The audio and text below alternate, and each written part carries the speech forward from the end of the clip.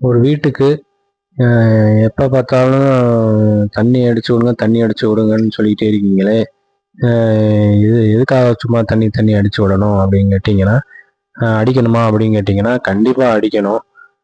ஒரு வீட்டு எடுத்தீங்கன்னா க்யூரிங் வந்து ரொம்ப ரொம்ப இம்பார்ட்டண்டான ஒரு விஷயம்.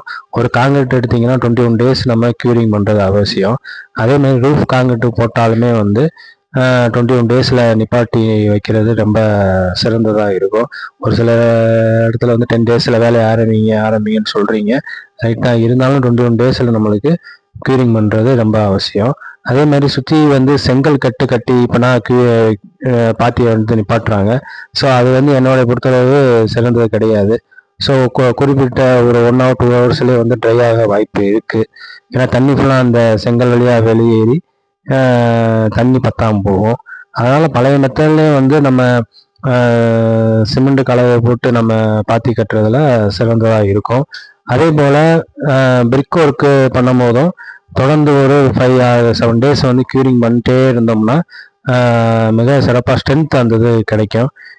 நீங்கள் க்யூரிங் பண்ணாமல் இருந்து பார்த்தீங்கன்னா உங்களுக்கு வந்து நீங்கள் சும்மா சொரனாலே வந்து அந்த கலவை வந்து மாற்று வந்து வெளியில் வர்றதுக்கு வாய்ப்புகள் இருக்குது. அதனால் வந்து சிமெண்டு கலவை சரியாக போடலைங்கிற அர்த்தம் கிடையாது. ஸோ க்யூரிங் வந்து தெளிவாக பண்ணணும். அதே மாதிரி பூச்சு பண்ணும்போதும் பார்த்தீங்கன்னா 5 டேஸ் ஆர் 6 டேஸ் வந்து தொடர்ந்து க்யூரிங் பண்ணிக்கிட்டே இருக்கணும்.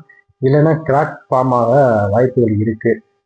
அதனால் வந்து அவாய்ட் பண்ணுறதுக்கு மெயினாக வந்து க்யூரிங் வந்து ரொம்ப ரொம்ப ஒரு கட்டடத்துக்கு முக்கியம். நண்பர்களே, நன்றி.